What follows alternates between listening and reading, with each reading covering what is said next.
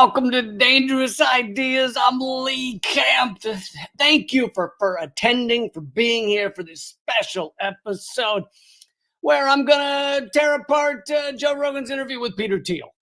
Now, Peter Thiel, some of you may know, some of you may not know, but a billionaire, one of our many lovely billionaires in this country. You know, you just gotta love those who have enriched themselves to such a degree by exploiting and destroying the lives of so many others. You really do gotta admire the billionaires in our country. But anyway, billionaire Peter Thiel, Joe Rogan may be damn near a billionaire now too, but interviewed on Joe Rogan. I tried to go through it and pick out some key points. I mean, there's a lot there. It's roughly 2 to 3 years long, that interview, but some key points. But what you need to know about Peter Thiel, made his first billion off of PayPal, and then has done many other things, hedge fund manager as their owner or whatever, founder, but also created and founded and heads Palantir, a weapons contractor, a data and weapons contractor for various U.S. agencies. So this guy enjoys murdering people. He's like, hey, I can make a lot of money by killing a lot of people. Why not? But that's what Palantir is. It largely doesn't make bombs. They make other things that the military uses, such as data and facial recognition is another thing he's been invested in. But these are many weapons contracts, and Palantir has been, pivotal for Israel's apartheid state as well. And you get the point. Now, one of my biggest problems with many of these Joe Rogan interviews is not necessarily that Joe Rogan saying anything wrong. It's really what he doesn't say. It's the questions he doesn't ask. It's the stuff he doesn't dig down deeper into. Get in there, Joe. Get in there, man. He needs like the Rocky guy in the corner. Is it Mick? Is that his name? He needs him in the corner just yelling, go get him, Joe. Because he's talking to a military contractor. He's talking to someone who has made billions of dollars off of contracts with the U.S. military, which is the most terroristic entity perhaps the world has never known. I mean, Brown University Cost of War says we've killed 6 million people in just the global war on terror, not even all the other shit we've done. So when you work with them and help them do these murderous actions around the world, you've got to just accept that's what you are. And Joe Rogan's, first question should be, tell me about all the people you've murdered. It should be, what's it feel like to have helped our military and our U.S. agencies murder that many people? Does that feel good? How does that feel? How's that feel for you? But instead, of course, Joe Rogan avoids all that stuff. But there are some interesting moments, some important moments. Not everything that is said in this 3.5 hours do I disagree with even. But again, I think one of the most upsetting things is what's not said. But let's jump to what is said. And here we go. Bill was the ruler of the world and you could fix this. What would you do? I cut off the beginning of the question. Sorry about that. He says, if you were a ruler of the world, basically, what would you do? They're talking about how society's screwed up, and what would you do as ruler of the world? Man, I always find that hypothetical. It's a ridiculous hypothetical. It is ridiculous. Hypotheticals, you get ridiculous answers. I want a ridiculous answer. That's what I like. But but what could be done? Like, what could be done? First of all, what could be done to mitigate it, and what could be done to solve it? I think my answers are probably all in the very libertarian direction. So it would be sort of figure out ways to have smaller governments, figure out ways, to increase the age on Social Security. Okay, so other than the vague phrase smaller governments, the first thing, you're ruler of the world. How do you fix the world? Think about, just pause for a second and think about the issues in our world, and even if you wanted to just stick specifically with the United States, the issues of the United States, the fact that the U.S. is murdering so many people around the world, the fact that the U.S. is the largest prison state the world has ever known, locking up millions of people every year, the fact that you have 2/3 of Americans can't afford a house. The fact that 2/3 of Americans living paycheck to paycheck, the fact that there's 1 million homeless people, the fact that people are struggling around the world, if you want to get outside of just the United States, the fact that millions die every year of just unclean water, the fact that half the world, the billions, are living off less than like $2 a day. If you think about, you're the emperor of the world, you've got all of these massive problems. What are you going to do first? And he says, I would take away Social Security from some people. I mean, to me, that's just you just get out a flag and say, sociopath, right here. Hey, team sociopath. Because to imagine all of the issues the world is facing, all of the harm, all of the torture, all of the misery, all of the destitution and struggling across this world, and to go, I hate that, like, a certain number of old people get like a little bit of money to help them.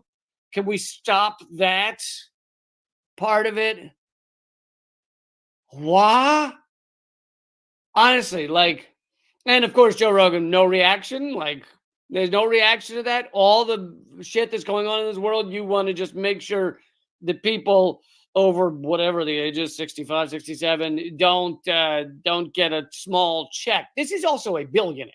To be a multi-billionaire and be sitting there going, I don't like that rather poor people get a little bit of money when they're old. Insane. Like, I cannot even imagine the level of fuck up you have to be in order to have that be your first concern if you were ruler of the world. But anyway, and he then shifts to Social Security, and that's kind of all they talk about. Like, apparently there are no other problems because that's all he talks about. But let's hear it a little bit more. Means test Social Security so not everyone gets it. Just figure out ways to gradually dial back, a lot of these government benefits.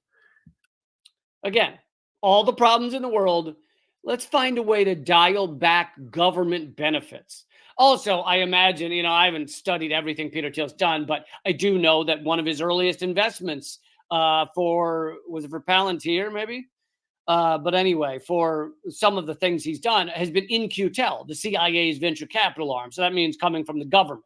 So the government has subsidized some of the beginnings of his ventures. So this is a billionaire who has gotten a lot of money from the government. In fact, Palantir is largely a government contractor. That's where most of their money comes from.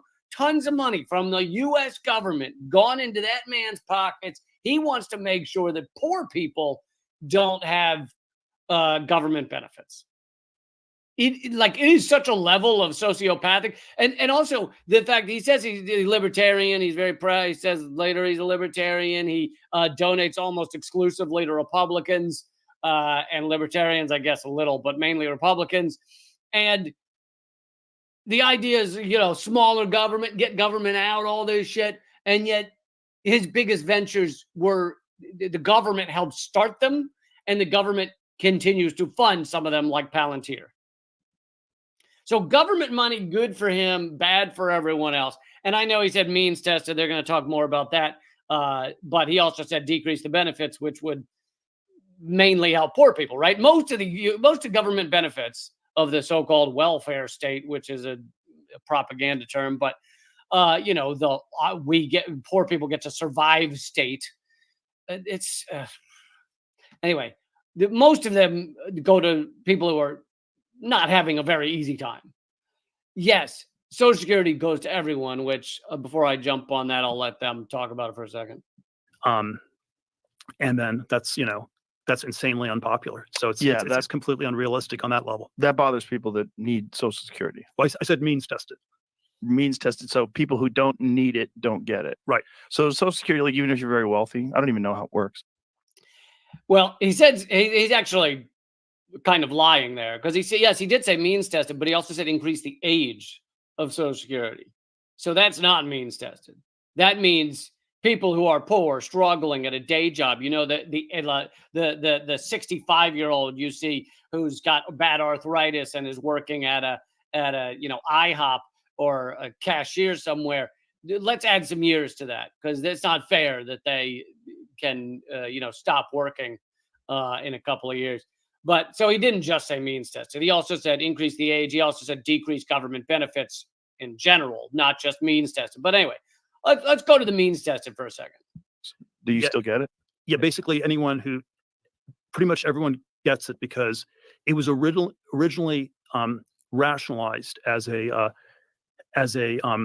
sort of a pension system, not as a welfare system. And so the fiction was you pay Social Security taxes, and then you're entitled to get a pension out in the form of Social Security. Right. And because it was, we told this fiction that it was a form of it was a pension system instead of an intergenerational Ponzi scheme or something like that. The fiction means everybody gets paid Social Security because of the pension system. So he's just full of dog shit here in multiple ways. You do pay into it. You pay into it for your entire life. And I mean, not your entire life, but your entire life until you retire, until you're at Social Security age. And then you get money back in order to support people who are generally elderly. I mean, yeah, there's some, 70-year-olds who are very fit and doing fine and whatever, but there are plenty who are not.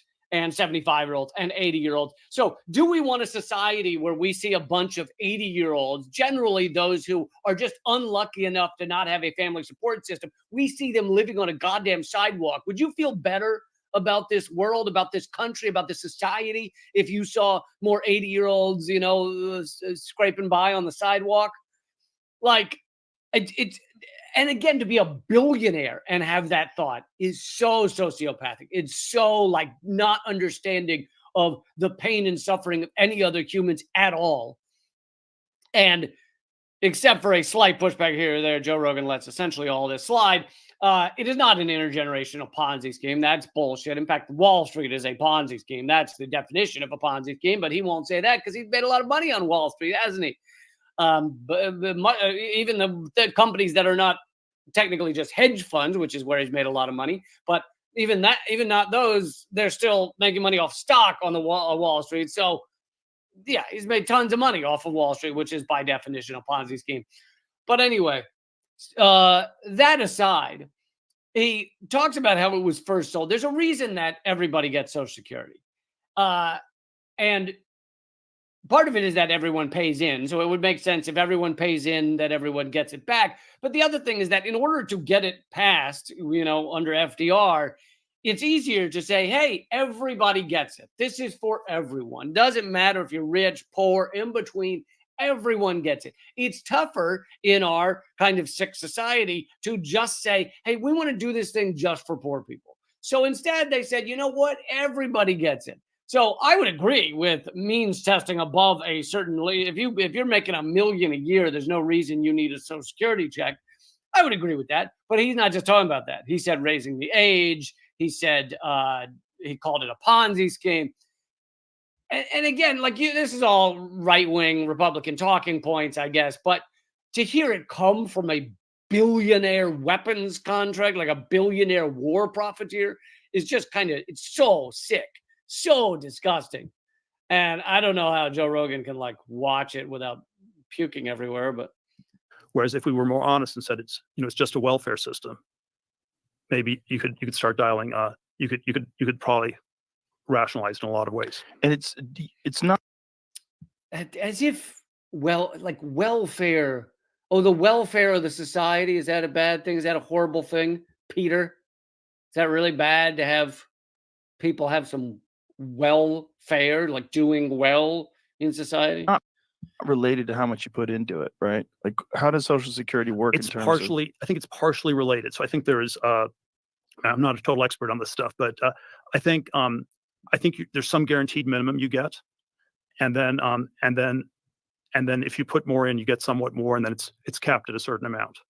And even that's why Social Security taxes are capped at something like $150,000 a year. And then this is one of the really big tax increase proposals that's out there is to uncap it, which would effectively be a 12.4% income tax hike, Oh on wow! all your income. Just to Social Security? Sure, because the argument is the sort of progressive left Democrat argument is that it's why should you have a regressive Social Security tax? Why should you pay 12.4% or whatever the Social Security tax is, which half gets paid by you, half gets paid by your employer, but then it's capped at like 140, 150K, some level like that. And why should it be regressive? Where if you make 500K or a million K a year, you pay zero tax on your marginal income. And that makes no sense if it's a welfare program. If it's a retirement savings program and your payout's capped, then if you don't need to put in more than you get out. Yeah, it'd be so horrible for people that make millions and millions of dollars a year to pay a little more in taxes, wouldn't it? That'd be really rough. I'm sure they'd have a rough time, wouldn't they? If they're getting $10 million a year and they have 12% more in taxes or 5% more or something. That'd be really tough for them, wouldn't it? To get by on just like $9 million a year. Oh God, how would they do it? Or for Peter Thiel to get by on just like $5 billion a year. Oh God, how would he get by?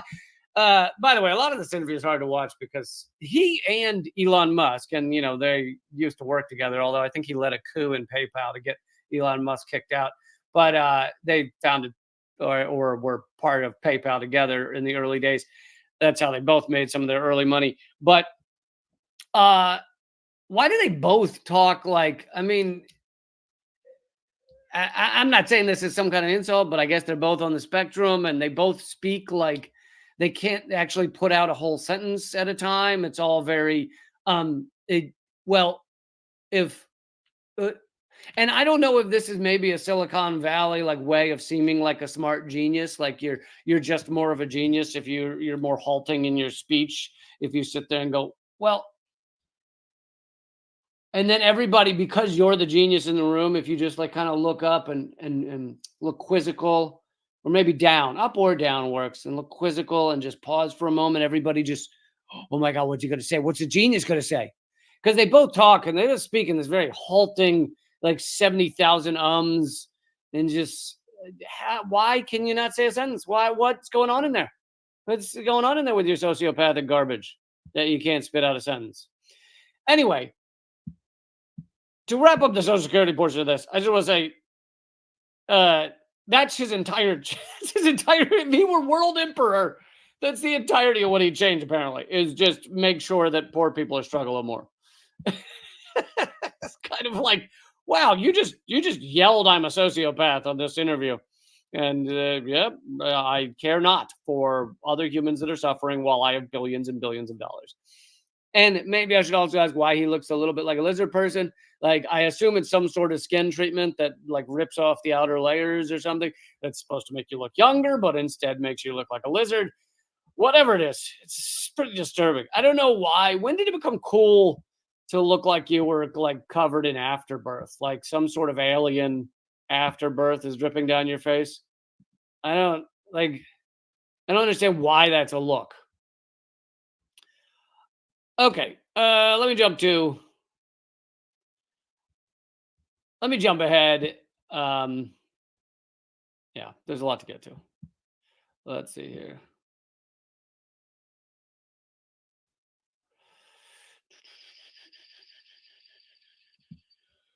And sort of dropped out of the real science and real engineering fields. You don't feel that climate science is a real science?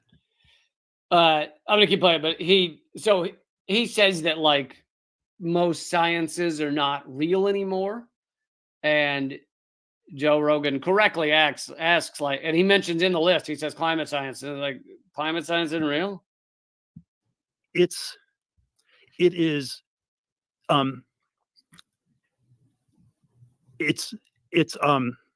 Well, let me. I think what that is he's spitting right-wing talking points. Most of them he's thought out. I'm not saying he's not intelligent. You can be a very intelligent psychopath or sociopath. not saying he's not intelligent, but most of them he's thought out. Some of them he just throws in there just because it's just right wing talking. Oh, climate science isn't real. And so when Joe Rogan, who thank goodness presses back on that one, just slightly presses him, he's like, do it. It's there's several different things one could say. It's possible climate change is happening. It's possible. It's possible we don't have great accounts of why that's going on. So I'm not questioning any of those things, but we actually do have great accounts. And for those of you who are not familiar, climate change is the most studied thing in the world now. I'm not saying it was initially, but nowadays there are more scientists, because most things, a lot of things that are studied are not studied around the entire globe, but scientists throughout the world have studied how the climate is changing. And 99.7% of all peer-reviewed studies show that man-made climate change is happening. 99.7% of peer-reviewed. And to say that, oh, is that a real science? We don't actually know. No, we do know why it's happening. We don't know every detail of this is how quickly the coral reefs are going to die. This is how quickly all the trees are going to, this is how quickly insects. No, we do not. There are too many variables to know for certain all of that. For example, I don't know that it was predicted that the ocean surface level would basically not heat up that much until the past couple of years, where it has skyrocketed.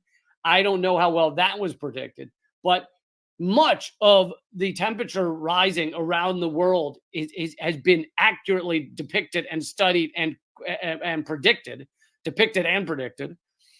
for years and years. And I've brought you stories of now leaked documents or revealed documents from ExxonMobil, the American Petroleum Institute, Shell Oil. They've known since the earliest discussions of this were even there were theories in the 1890s that they could cause climate change, that like coal, etc.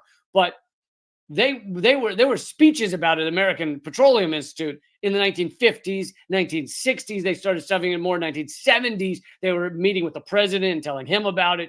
1970s, they were correctly theorizing the rate of temperature rise, and it has largely been accurate.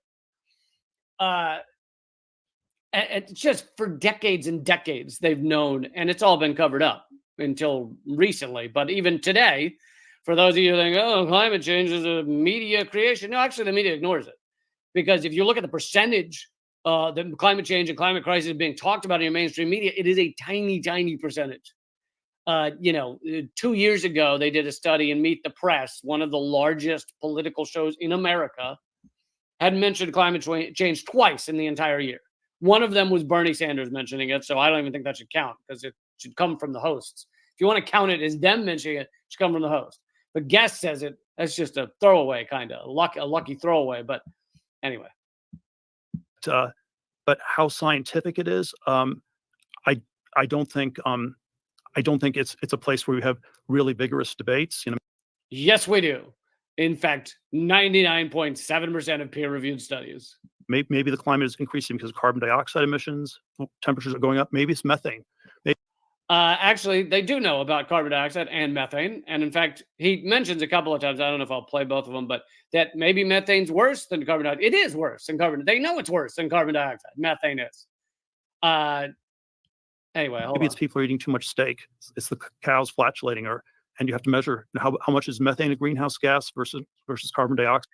Cows flatulating actually is part of the problem, but the thing is, the reason is big animal agriculture is one of the, if not the largest cause of climate crisis, is because not just the animals farting, which is a nice thing for and burping because of the garbage food we feed them or whatever, but that's a fun thing for Republicans and right wingers to make fun of. They think cows farting is changing the environment. No, it's the entirety of animal agriculture. It is the deforestation connected to animal agriculture. It is the pesticides that get washed into the ocean and create ocean dead zones that are becoming massive in the Gulf of Mexico and other places. There are multiple aspects of animal agriculture that are causing climate crisis, and we do know this. We know it. And so he's right. Steak is an important part of it. But instead of him going, well, climate science isn't real science, maybe you should say climate science is a real science. It's just that we can't predict every variable. There's too many. But we can know that eating as much meat as we do is catastrophic to the environment. Side, I don't think they're rigorously doing that stuff scientifically. And I think the fact Also, you'll notice that he claims it wasn't a real science, and then when he was asked how the proof of that or the evidence of that, he goes, I think that, I, and then he goes, I don't think they're probably doing the research. What's your evidence of that? He doesn't have any. Probably, it just seems like a right-wing thing to say. that it's called climate science tells you that it's more dogmatic than anything that's truly science. That means nothing. Why is that? Dogma doesn't mean that it's wrong, but why does the fact that it's called climate science mean that it's more dogmatic? Because if you said nuclear science, you wouldn't question it, right? But no one calls it nuclear science. They call it nuclear engineering. Interesting. Because the only thing is, Yeah, but it was just a bad example given by Joe Rogan. The reason they call it nuclear engineering is because you're engineering something. Climate science, they wouldn't call it climate engineering. We do call it geoengineering when we try to manipulate the climate, which technically climate crisis is geoengineering. It's just unintentional geoengineering.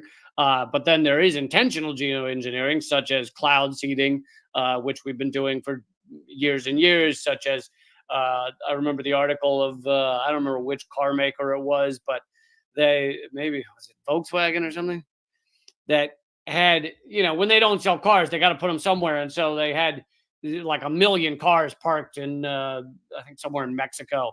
And they didn't like that there'd be hailstorms rarely, and it could destroy tons of their cars or the paint on the tons of their cars. So they started using giant air guns, powerful enough to actually influence clouds that would slightly break up clouds, decreasing the odds of hailstorms over this car area. That's geoengineering. So let's make a narrow linguistic science that is legitimately science. Well, at this point, people say computer science has worked, but right in the 1980s, all I'm saying is it was. All right. I think we've proven he had absolutely nothing that he was saying there, but he wanted to pretend he did. Let's see here.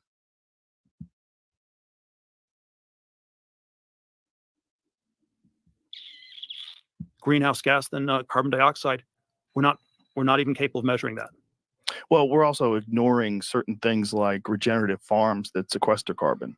And they're inconvenient to be. It is true. We are ignoring a lot of answers to climate crisis. And I often I'll bring you, and sometimes there'll be articles. There'll maybe even be an article here or there in New York Times or something liberal.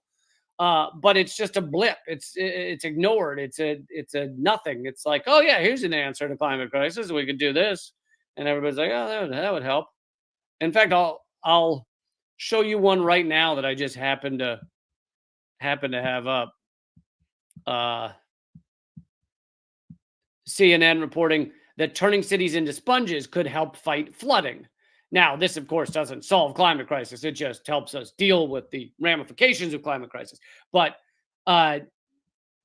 incredibly important analysis. And, of course, if we were living like rational adults, you would have so many scientists, engineers, etc., working on making our cities better and able to be sponges and able to have far more plant life and insects and things that allow living, that type of stuff.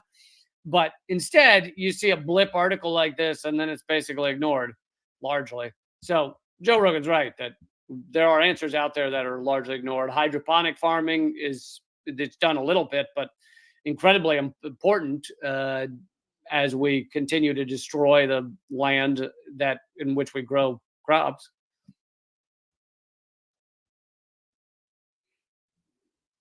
People that have a very specific narrow window of how to approach this. Sure, although there probably are ways to steel man the other side too, where maybe the original 1970s. I think the manifesto that's always very interesting from the other side was this book by the Club of Rome, 1972, The Limits of Growth, and we need to head towards a society in which there's zero. He's really good at remembering years. I assume he's a numbers guy. Really good at remembering years and numbers. And like the year a book came out, I would never process that. I would never care what year it came. I mean, I might care a little, but I would never remember what year. And he always knows the year a book came out.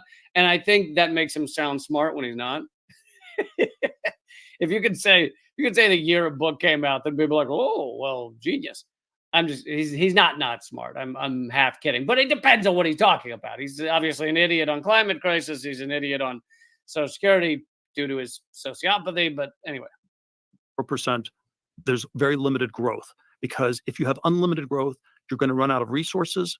If you don't run out of resources, you'll hit a pollution constraint. But the wow, unlimited growth kills your planet is what he just said there, and he's basically acknowledging that unlimited growth will destroy humanity. He said, run out of resources. That means no more humans. He said, pollution problem. That can mean no more humans or a lot of humans dying from pollution. Both of these things are happening, right? So it's funny that he can one moment know this and yet continue to act as if capitalism is the answer. And, you know, part of the reason that Joe Rogan can continue to get these guests is Joe Rogan essentially never questions capitalism. He doesn't really go that direction. He has these capitalist lunatics on, and he'll question them with a little thing here or there, but largely not go at the core of what they are. This is a war profiteer. This is a weapons contractor. This is a billionaire while people starve around the world. This man should be viewed as one of the most horrific, horrifying human beings we have walking the earth. And instead, he's held up as some sort of hero. In the 1970s, it was you're going to have overpopulation.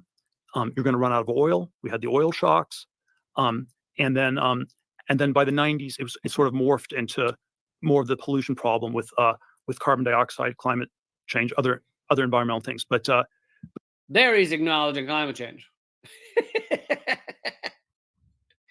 So one minute he's like, "Oh, climate change is totally real. Yeah. Pollution problems, absolutely." And then the next moment he's like, "I don't think climate change is real." But there is sort of there's been some improvement in oil, carbon fuels with fracking, things like this in Texas. It's not at the scale that's been enough to give an American standard of living to the whole planet. And we consume 100 million barrels of oil a day globally. Maybe fracking can add 10%, 10 million to that. If everybody on this planet has an American standard of living, it's something like 300, 400 million barrels of oil.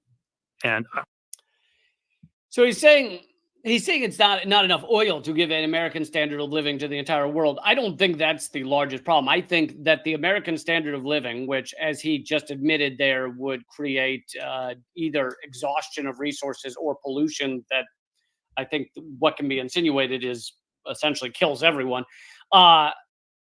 And so he's basically admitting that the world can't have an American standard of living, but he then points at oil, not enough oil to do it. But really, it has to do with the fact that America, in order to have this standard of living, exploits and destroys much of the rest of the world. I mean, look at what we've done to much of Africa. Look at what we've done to much of Latin America for decades and decades, if not hundreds of years. So the American standard of living, the richness, the wealth of America is based off of the extraction and the exploitation of all these other societies. And he is kind of acknowledging that and then dodging it at the same time. I don't think that's there. So that's kind of, I always wonder whether that was the real environmental argument, is we can't have an American standard of living for the whole planet. We somehow can't justify this degree of inequality, and therefore, we have to figure out ways to dial back and tax the carbon, restrict it, and maybe these are all, now he's making great points, right? We need to dial back our level of living. Of course, capitalism can't dial back anything. You have to systemically change the way the society works. You can't just tell capitalism, hey, guys, he's off. He's off the using things and the buying things. Capitalism and consumerism, in which we just go and suck up the resources of the entire world and then shit it all out. You can't say dial back. It doesn't happen. And instead, we have a society that props up and creates billionaires out of lunatics like this guy. So he is a creation of this society and the problem with it. And unless we systemically change things, you will always have lunatics like this guy at the top of our society in terms of both wealth and in terms of power. I mean, he is very powerful, both politically in terms of who he funds. He's funded the Trump campaign. He's funded a lot of people. J.D. Vance, Trump's VP, was basically created by Peter Thiel, heavily funded by him. And anyway, but he's mentioning that, we can't have an American standard of living for the world. We need to dial things back. These are all good points. And then he points at oil. But anyway, he gets into something really dumb here in a second. There's some sort of a Malthusian calculus that's more about resources than about pollution. If you want the debunking of the Malthusian argument, then go to Peter Joseph. He's done a great job of debunking, of saying we're in a post-Malthusian world. Malthus, of course, wrote that basically the way human population was going, you're going to get to a point that it can't be sustained. And Peter Joseph's point, well made, is that, and made very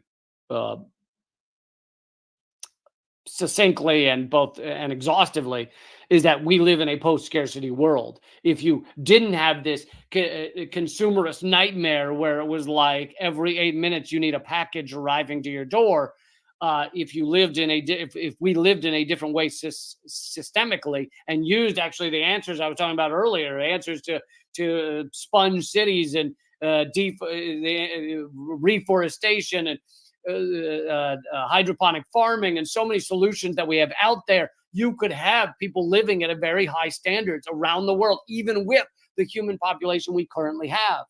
But we're not doing that because under capitalism, you can't. So, yeah. How much of that could the demand for oil could be mitigated by nuclear? You probably could mitigate it a lot. There's a question why the nuclear thing has gone so wrong. It's especially if you have electric vehicles, right? If you it's combustion engine is probably hard to get nuclear to work, but if you shift to electric vehicles, you can charge them, your Tesla cars at night, and that would seemingly work. And there's definitely a history of energy where it was always in the direction of more intense use. I'm going to keep playing this. In a second, he gets to a super dumb analysis, and I'll tell you why. So it went from wood to coal to oil, which is a more compact form of energy, and in a way takes up less of the environment. And then if we move from oil to uranium, that's even, it's even smaller. And so in a sense, the smaller, the more dense the energy is. To me, that's not really what matters. What matters is what comes off when you use these energies. So with coal and fossil fuels, you're filling the planet with greenhouse gases. So that's the problem. And with trees, it's not about the size of it. Oh, a piece of tree is this big and a uranium is this big. That's not the problem. The problem is that we need trees. The deforestation is murdering us. And murdering life, and the number of animals and insects that go extinct daily is horrific. So they call the Amazon rainforest the lungs of the planet, and we're knocking down something like a football field a day. So to me, that's the problem. Oh, the tree is this big and a piece of coal is this big. To me, that's just idiocy. The less of the environment it takes up. And when we go from oil to natural gas, which takes up more space, and from natural gas to solar or wind, you have to pollute the whole environment by putting up windmills everywhere, or you have to, you have to cover the whole desert with solar panels. Like that argument sounds like something that like one of Joe Rogan's WWE guests would say, like, Man, I'm telling you what, I don't like that. We're gonna have to cover every inch with windmills. Uh, wind turbines can be pollution causing. They can be pollutive, but as technology gets better and better, you should be able to shrink their size more and more. And there are amazing abilities to get energy, sustainable energy from this world that we're not using, such as geothermal, such as tidal, Tidal. And the idea that you have to cover every inch of the earth, and did I play the sentence where he says you have to cover the whole world in solar panels? That is utter garbage. Have you ever seen the map? I don't have it handy, but someone did a map of the amount of, just like in the Sahara Desert, the amount you'd have to cover in solar panels to power the entire earth. And if you were to look at a map of the world and it were yay big, it would be you'd have to squint to see this little tiny square of solar panels that would power the entire earth. Now, that's probably not the solution, honestly. I mean, solar panels are making a big difference outside of fossil fuels, but the solution, honestly, as we become a more advanced society, is to get to things like nuclear fusion, which doesn't have the radioactive waste problems of nuclear fission, and can't have the meltdown problems that nuclear fission has. But so to get to nuclear fusion, now the US doesn't spend hardly any money trying to get to nuclear fusion, because guess what?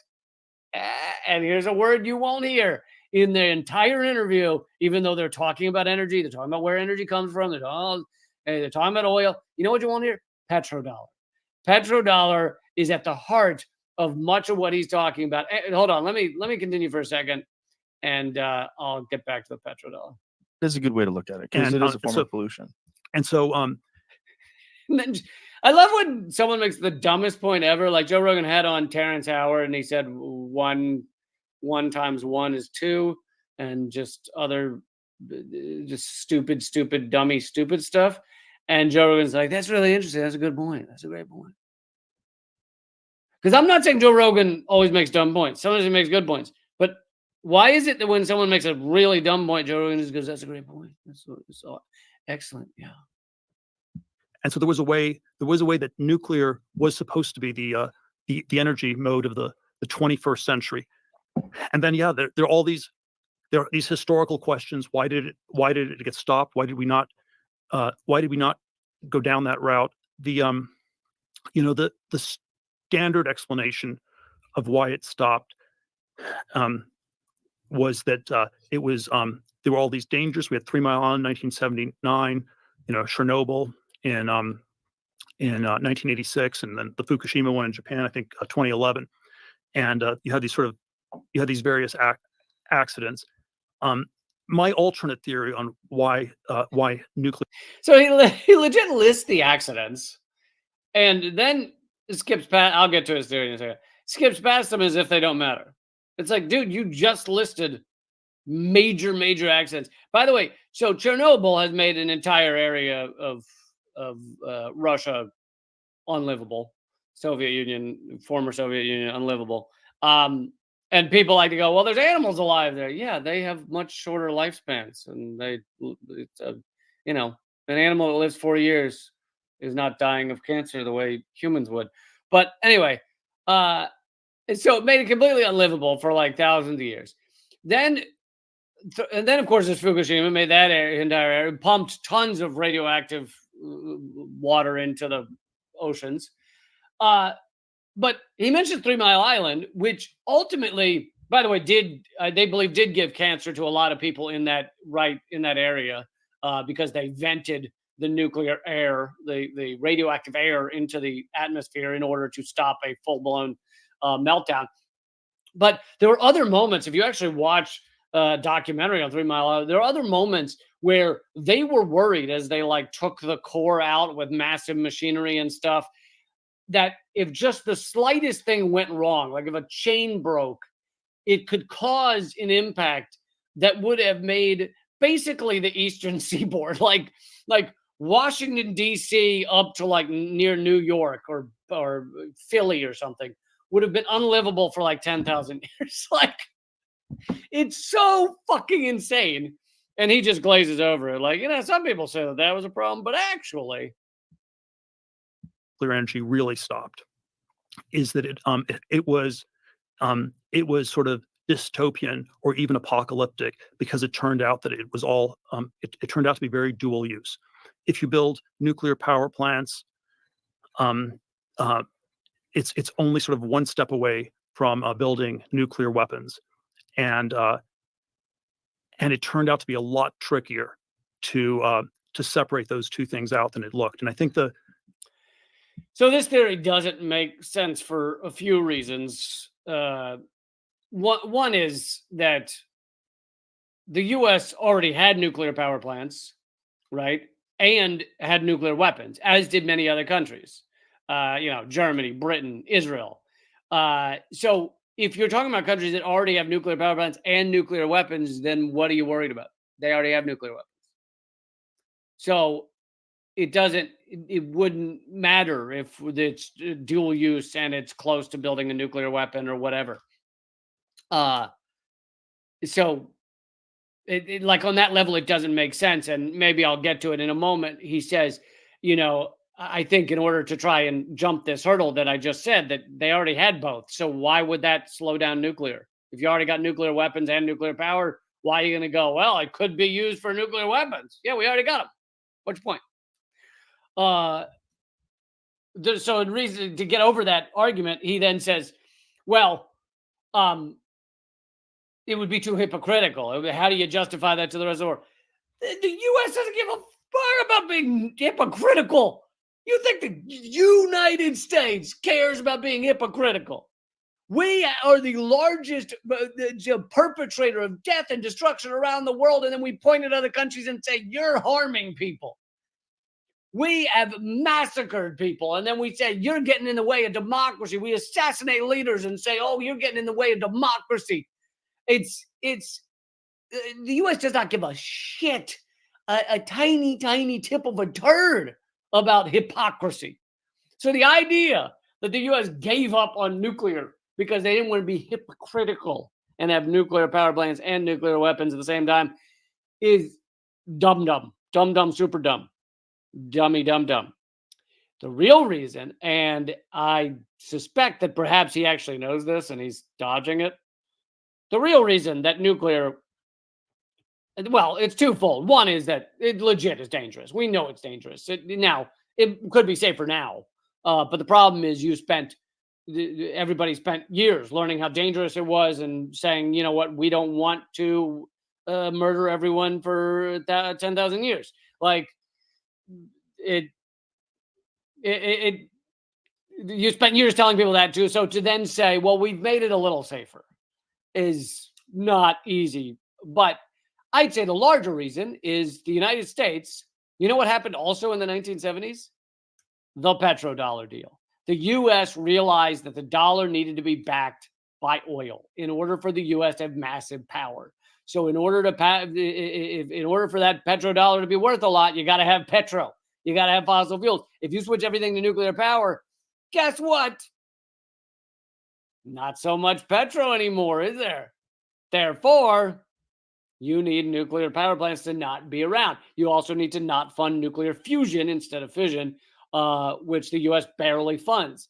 And I've mentioned this before, but scientists, I heard a documentary recently, scientists who work on nuclear fusion, which would be limitless power for the entire world if it's achieved, if nuclear fusion were achieved. Scientists who work on it say that, there's different, when we first started funding it, we had different funding levels. We called them nuclear fusion in 100 years, nuclear fusion in 50 years, nuclear fusion in 20 years, and nuclear fusion never. Like different funding levels of when we would get it. And you know what level the U.S. is funding the nuclear fusion studies? Nuclear fusion never. That's the level. It's a tiny, tiny drop. Now that's insane, right? You want limitless energy. Why would you not? Because the U.S. is entire power is based on unlimited dollars. You can't have unlimited dollars unless they're backed by something. They're backed right now by oil and being the global reserve currency. But the reason we're the global reserve currency is because of oil. It all comes back to oil. And here's the reason I think he actually probably knows this is because he made a lot of money by betting against the petrodollar in the early 2000s, I think. So in order to bet against the petrodollar, you've got to know what the petrodollar is. So he knows what it is. Now, why he can't put this together, I don't know, or he's intentionally trying to avoid it, but whatever. You know, the signature moment was 1974 or 75 when India gets the nuclear bomb. And 1974, right after the petrodollar deal with Saudi Arabia. Interesting. The US, I believe, had transferred the nuclear reactor technology to India. We thought they couldn't weaponize it. And then it turned out it was pretty easy to weaponize. And then sort of the geopolitical problem with nuclear power was you either, you need a double standard where we have nuclear power in the US, but we don't allow other countries to have nuclear power because the US gets to keep its nuclear weapons.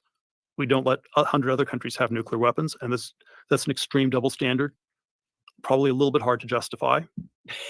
There it is. That the U.S. would care about being hypocritical. The U.S. doesn't give a shit about being hypocritical. The U.S. has nuclear weapons and tells other countries not to have nuclear weapons. We love hypocrisy. We're the kings of hypocrisy in this country. Or you need some kind of really effective global governance where you have a one world government that regulates all this stuff, which doesn't sound that good either.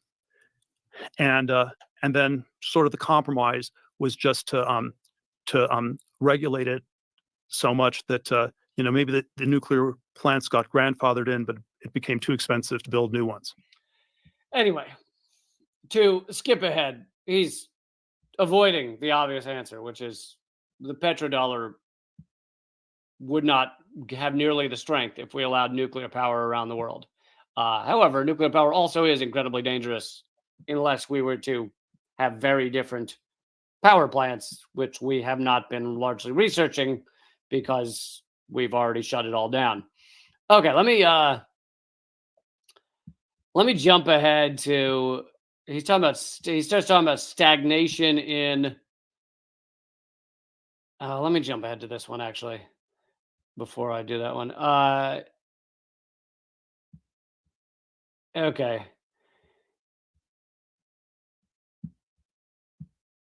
They spend sometimes like talking about ancient aliens and like just fairly dumb shit, but okay. Let me go to this. I probably veer in the direction that there were,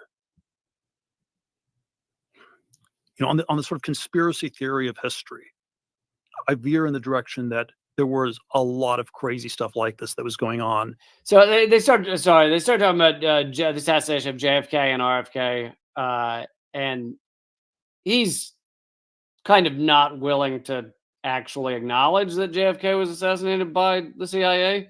He acts like it was Oswald, and Oswald might have said something to the CIA. Anyway, but then he gets into what I want to talk about.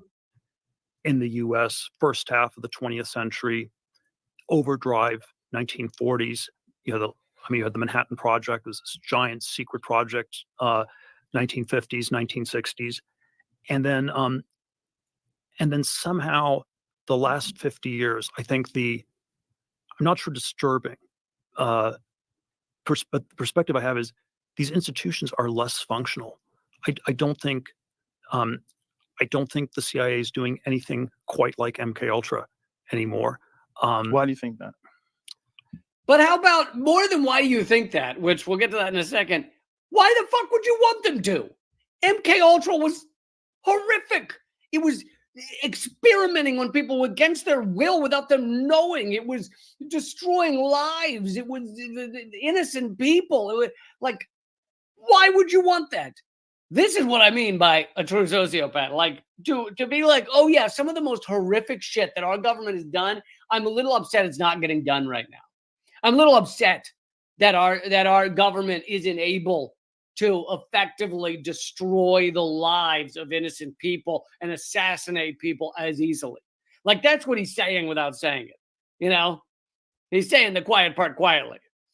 Because he talks about MK Ultra. He says that man, I wish they were still doing that stuff. Now, of course, they are still doing that. They're assassinating people around the world. Stuff I cover all the time. Major psyops, etc. But let's continue. Joe Rogan, by the way, remember, just asked, why do you think they aren't doing MK Ultra and that type of stuff anymore?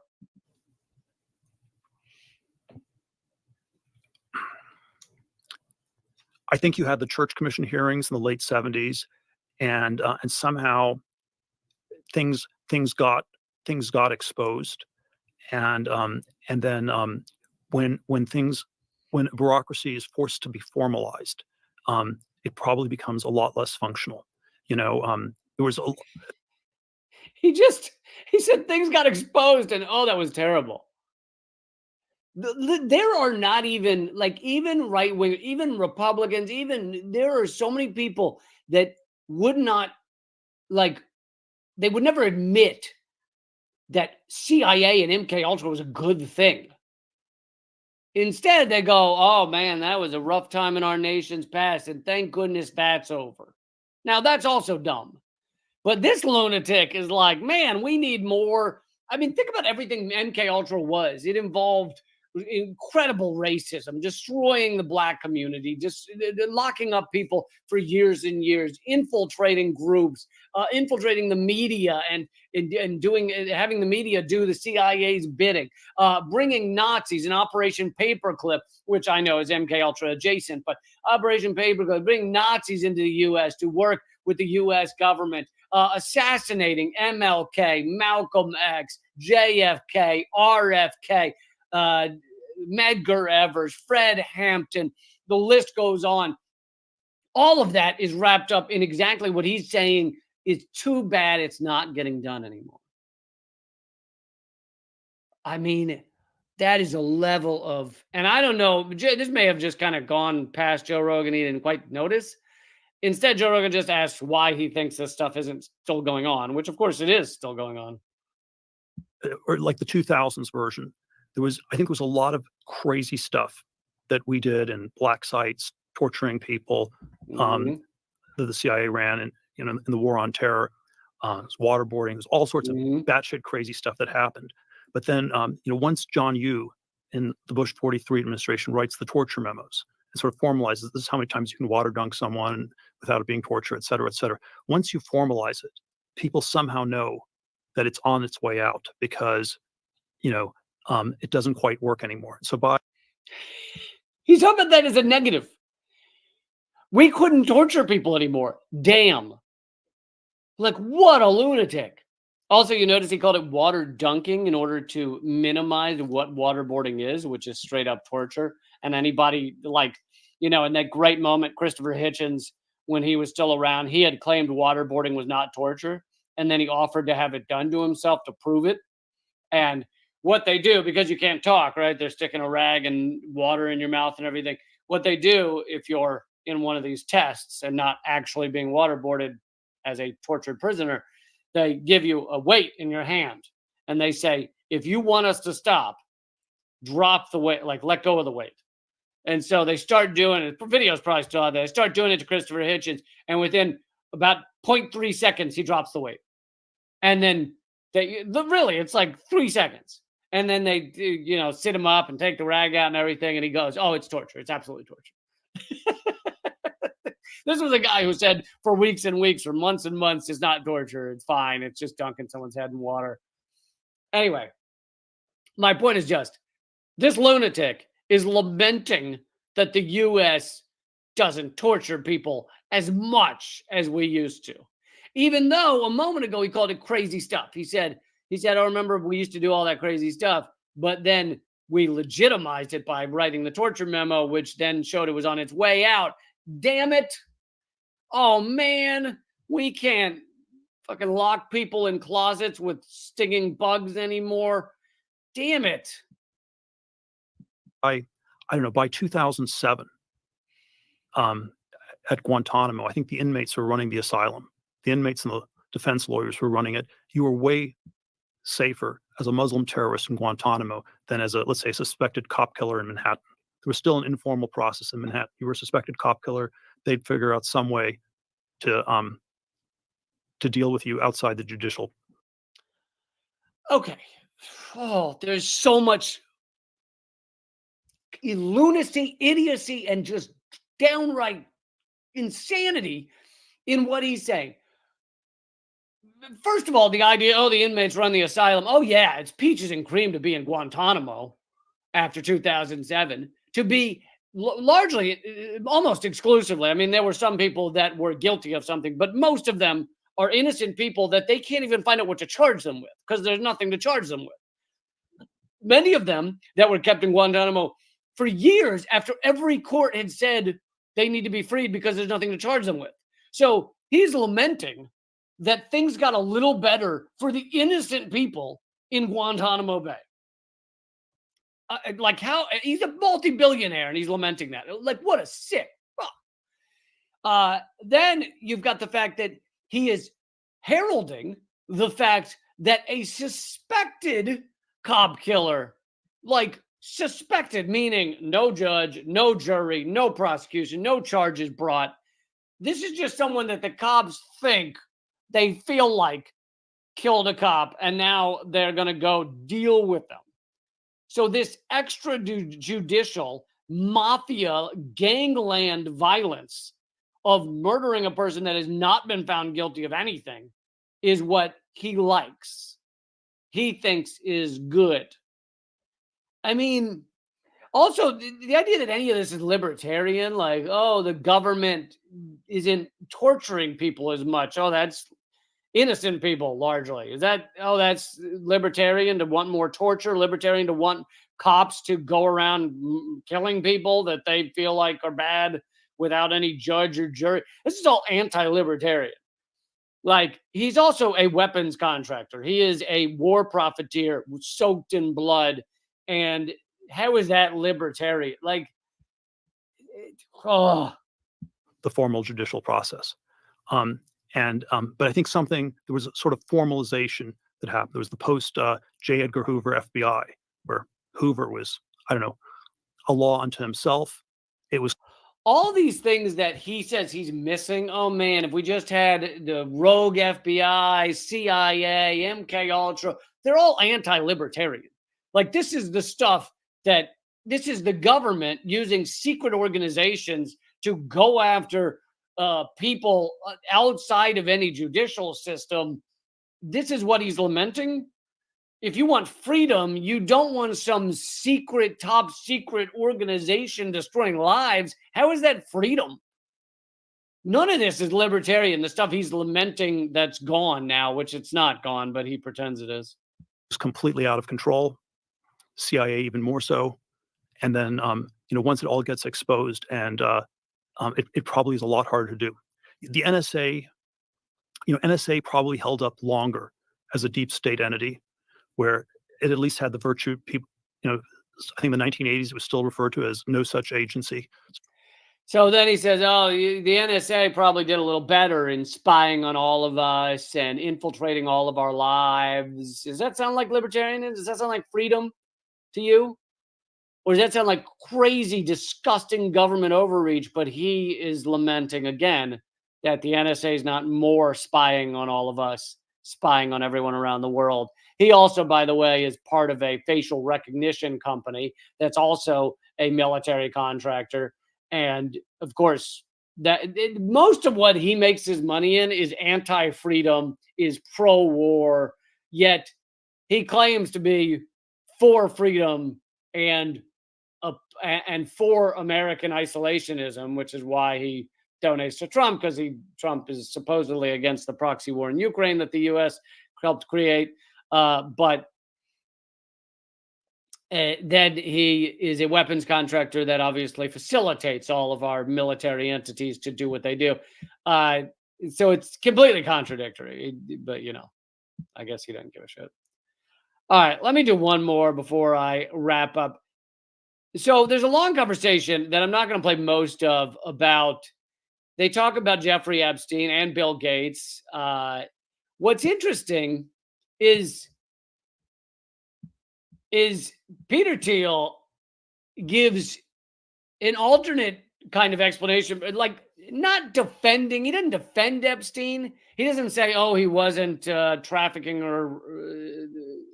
He wouldn't say raping, but raping underage girls. He doesn't defend him in that way, but he basically pivots.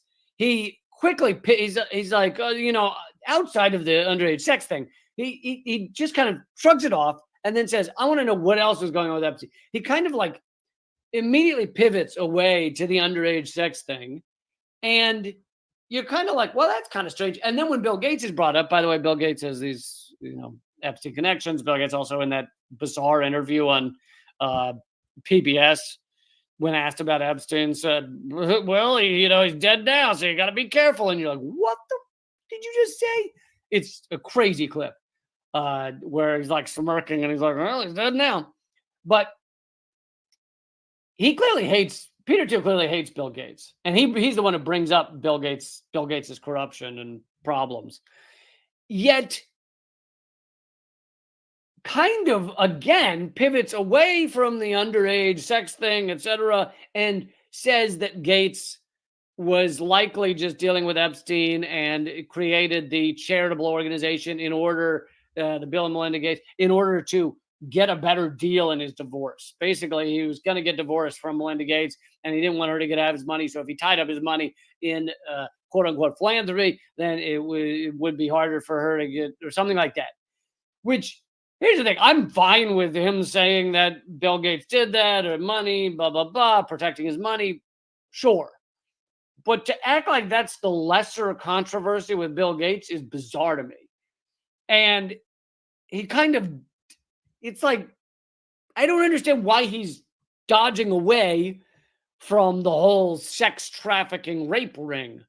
Like, and then there's an interesting moment several minutes later. They've been talking about Epstein for a pretty long time. And it might not come up for 30 seconds or so, but I'm gonna play it starting here.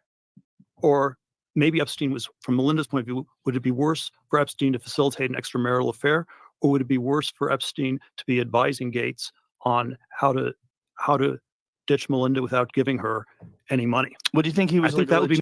So he's trying to imply that Gates's entire connection to Epstein was just Epstein was good at dealing with taxes and money and knew how to finagle money stuff. And you're like, it doesn't sound quite right. Much worse from Melinda's point of view. Yeah, makes sense. It totally makes sense. Do you think that he was a legitimate financial advisor? Like he could give him advice on how to do those things? That Gates wouldn't have more effective people? I mean, when you're at that level of wealth, I'm sure you have wealth management people that are like very high level.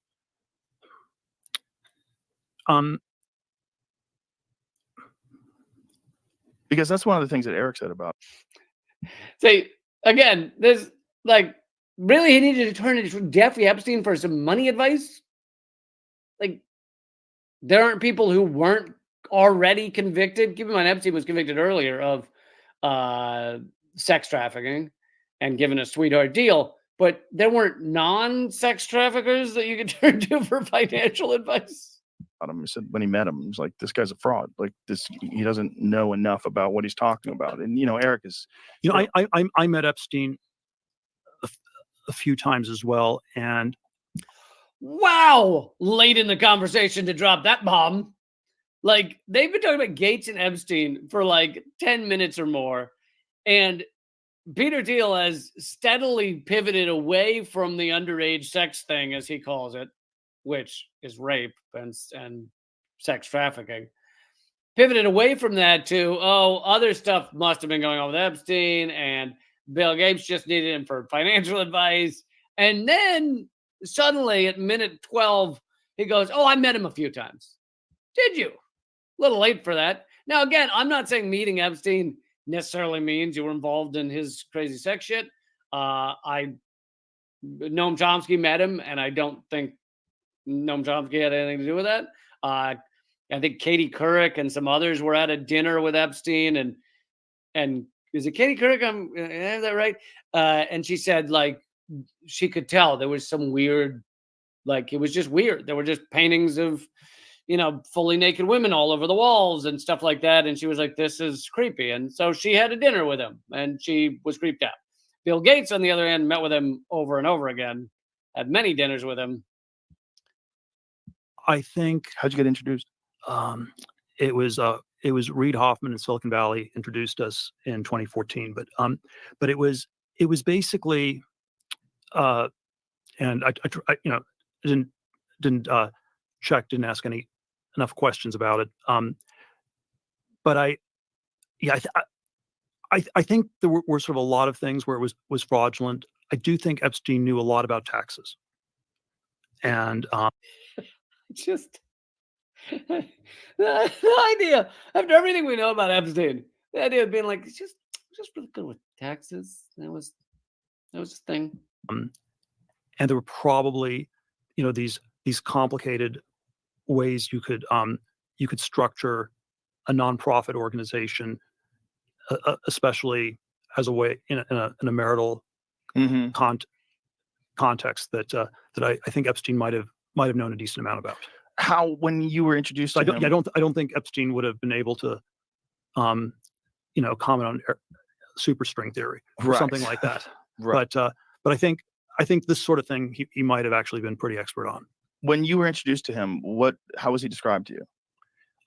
He was described as one of the smartest tax people in the world, Interesting. and I probably was my moral weakness that I. Well, how could you have known back then? He had never been arrested. No, this was 2014. It was post arrest. Oh, so his arrest was the first arrest, right? Yeah, Which was like 2007, 08. Okay. And so, but you assume he didn't go to jail for that long. right. It was probably not as serious as alleged. There was certainly the illusion that there were all these other people that I trusted. Reid, who introduced us, was, he started LinkedIn. He was, maybe too focused on business networking, but I thought he always had good judgment in people. Anyway, it's just funny that conversation comes after they've been talking about Epstein for 10 minutes. Like, oh yeah, I met with him many times. I mean, he says a few, but I feel like when you say a few, you mean many, but who knows? Anyway, I just found, obviously I can't say with certainty what's going on there. I just find it odd that he kept pivoting away from the underage sex angle, both with Gates and Epstein. He's like, yeah, it could be, but I think it's more about taxes. Anyway, I am going to wrap this up here. To me, you'll notice the thing that I find most frustrating about Joe Rogan's technique, which is why he gets, I mean, not just the fact that he's one of the biggest platforms in the world, but outside of just that, as an interviewer, you're only going to get loads of very big profile people on if you never push them on anything significant. You never really say, what the are you talking about? And so that's the design. I mean, Larry King did it for years and years, right? Never actually pushed people hard. And if you do ask them something that's uncomfortable, you just move away from it almost immediately. And anyway, it's like you're talking to a multi-billionaire weapons contractor soaked in blood, and your bug flies at me as I say that. And your first question to them is, if you were world ruler, what would you do? And he says, I just make sure that people relying on Social Security don't have it. That'd be first and foremost for me. Yeah. Unbelievable. Okay, folks. I hope you've enjoyed this episode. Obviously, please support the show. If you feel like you've gotten 38 cents worth, then sign up at leecamp.net. Scroll down to become a subscriber. You'll get my 2 ebooks now, Bullet Points and Punchline and Dangerous Ideas. You'll get both ebooks the moment you sign up or a few days later. And you'll also get my comedy special, Laughing All the Way to the Shitstorm. You can also sign up at patreon.com/LeeCamp. And through the end of August, my schedule will be in and out, but I'll be back full time in September and keep fighting.